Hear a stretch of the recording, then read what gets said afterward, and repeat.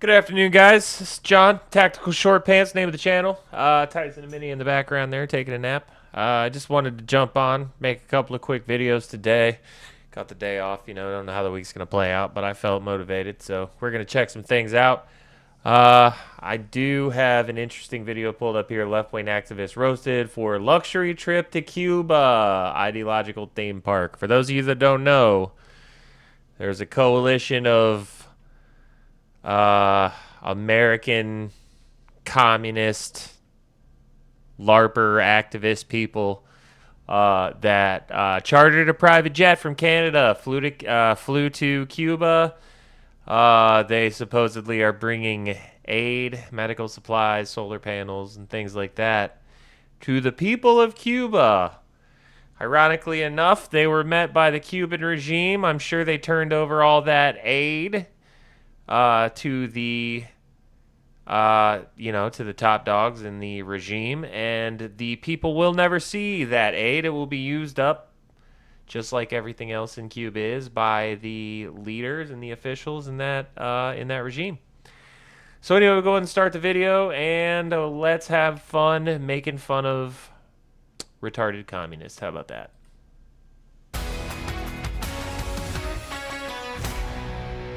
Here we are on our way to Cuba! Cuba sí lo que o no! Cuba sí lo que o no! This cruel, inhumane, barbaric policy of the Trump administration has to go.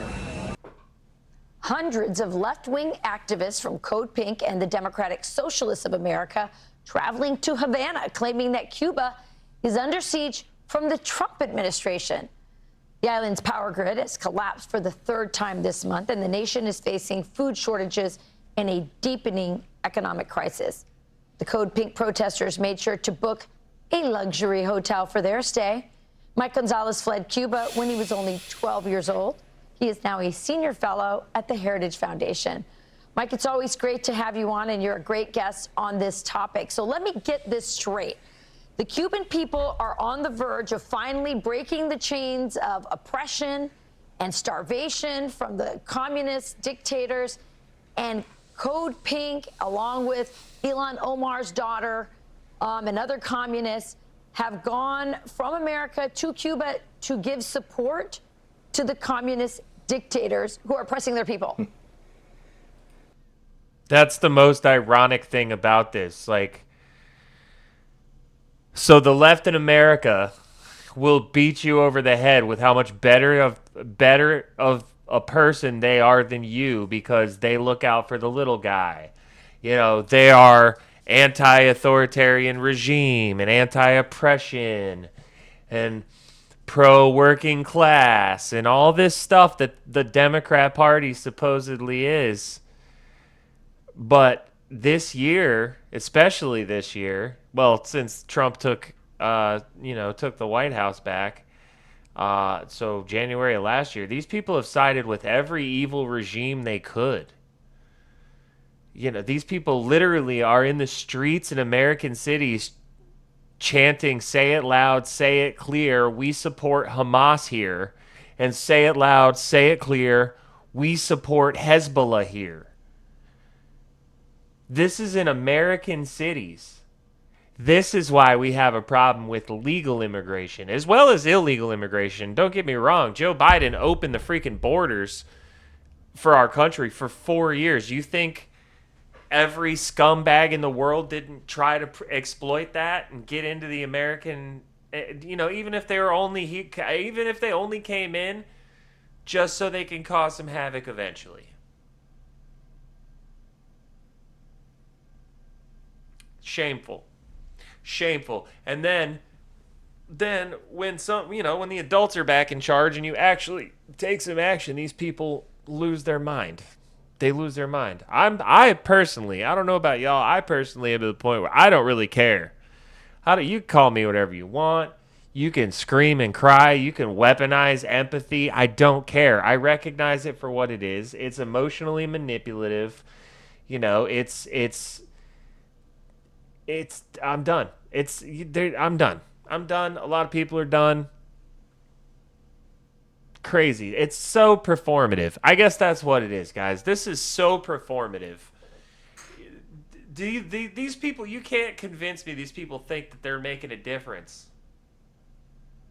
You know, they're on an island where they don't have power, yet they've got power where they're at because they're with the regime. Of course the regime still has power. Of course the regime still has food.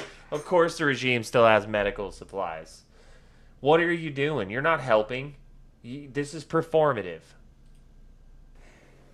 Yeah, Rachel, that's thanks for having me on. That was perfect.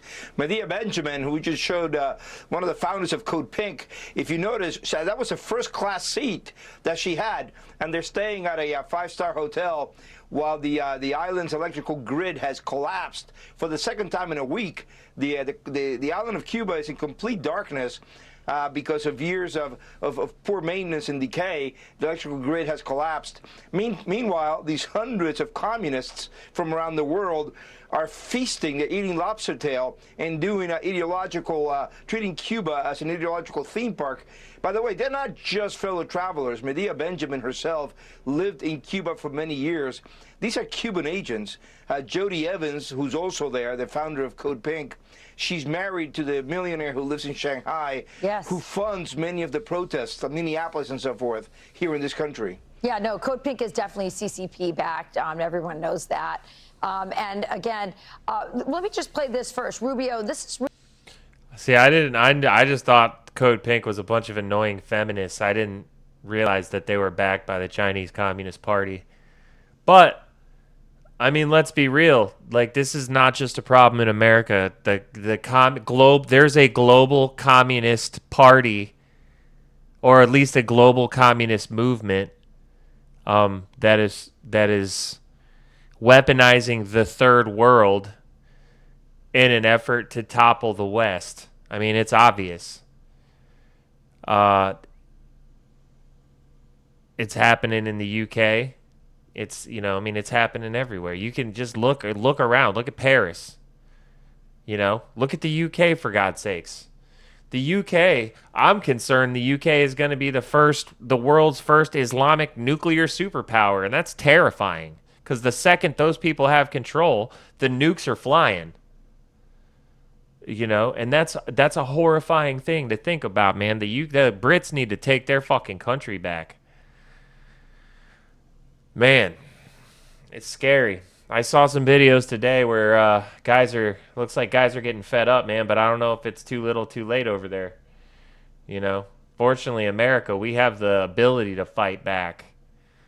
And it's not that bad yet here. It's getting bad, but it ain't that bad here. We can do something about it, and there are people that are realizing we have to. And you know what? The hard truth of the matter is, it's going to be uncomfortable. It's going to be uncomfortable. It's going to we grew up in such a way that we are uncomfortable if we're not nice. But we're dealing with cultures that aren't like that. We're dealing with cultures, it's written in their holy books to take advantage of that so they can overthrow and subjugate. Go study the Quran. That shit's it's scary. And I mean, I don't want to go too far off the rails, but I mean, this all ties together because you've got the left is aligned itself with communists, or the communists have aligned themselves with Islamic extremists. And if you look into the IRGC takeover in Iran, effectively they weaponized the communists then. They use the communists to bolster the numbers, right? They basically used the communists to start a revolution. Once they took over the country, they executed all the communists. And guess what, American left? If y'all get your way, that's going to be what happens in America. You're fortunate that there are people here that recognize this and are willing to fight where you don't even, like, the problems that you don't even see, and you're actively fighting against the people who are trying to stop this stuff. You guys are fortunate to live in this country and not in Europe, because y'all would be cooked. I'm afraid Europe's already cooked. Anyway, let's keep going. Rubio talking about what he sees happening next in Cuba. Watch. That revolution, it's not even a revolution, that thing they have, has survived on subsidies from the Soviet Union and now from Venezuela. They don't get subsidies anymore, so they're in a lot of trouble. And the people in charge, they don't know how to fix it. And so they have to get new people in charge. So he says we have to get new people in charge. President Trump also said he wants to free Cuba. He goes, we could free it, we could take it, probably free it. What do you see happening in the next few weeks or months? Because it's looking like something big is about to happen. Yeah, well, the administration has to stay the course. Obviously, the Castros have to leave. There are many, many Castros, a very large family. Raul Castro, the 94-year-old tyrant, continues to rule Cuba. By the way, communism, 67 years of a dynasty ruling one island. There you go. Well, all of them have to leave. They cannot stay. They cannot be in power or be in Cuba. And if they stay in Cuba, they have to face justice. And what you need to have is stability, somebody who knows how to manage the economy, and then have a transition. There's one thing that communist dictators don't want to do. It's stick around after they lose power, because that guy, dude, the Cuban people will cut that guy into pieces. Are you kidding me? Go talk to Cubans in Miami about how they feel about the Cuban communist regime. There's a reason why Cubans are one of the biggest red voter blocs in Florida. Those people floated over here on a door to get away from this crap. You know, like I lived in Miami when I was 20, 21 years old. I was young. But I got to talk to a lot of Cubans out there. I drove, I went downtown and I visited like the, what's it called? The place where they had like the different boats, the Muriel boat. It wasn't the lifts. It was like the display they had was some of the crazy shit that guys made to get out of there.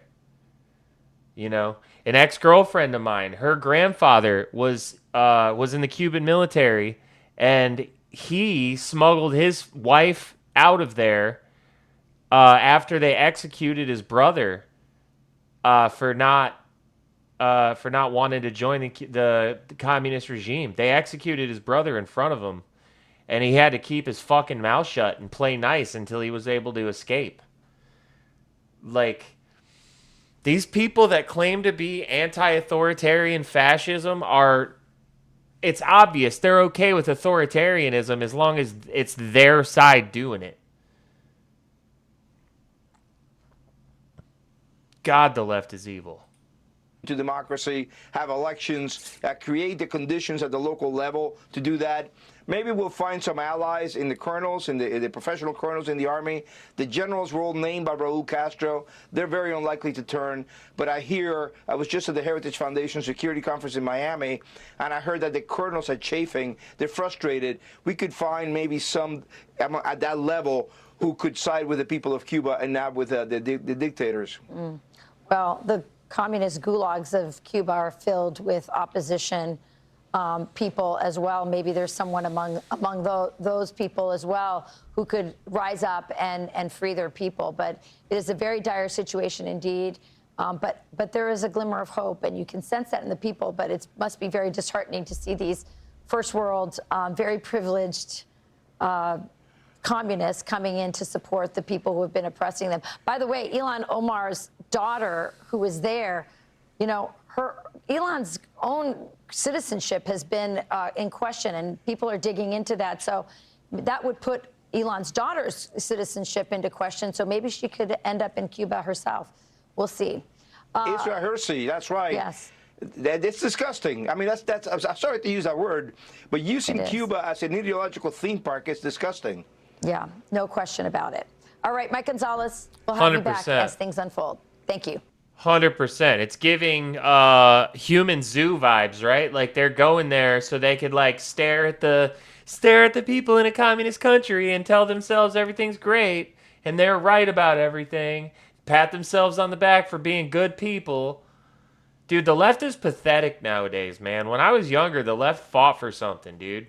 I remember a time where the people on the left would look you in the face and be like, you know, I don't like what you're saying, but I'd die for your right to say it. And now, if they don't like what you are saying and they can't win an argument against you, they'll blow your head off in front of your family. Like, talk about extreme, dude. Talk about how the fuck did we get here? The Overton window has shifted so far to the left that, dude, moderate Democrats are now Nazis to the left. Like, it's crazy. It is insane. Thank you, Rachel. Meanwhile, classical is making a comeback. How one Catholic school has seen a surge in enrollments thanks to a shift. Yeah. So I mean, that's I don't think it's I don't think it's too late for America. It might be too late for the UK. I hope not. God bless Cuba. One of the left winger nuts. Yeah, of course. Hopefully it's a one-way ticket. Da da da. Long time for when we a long. I long for a time when we actually punish traitors.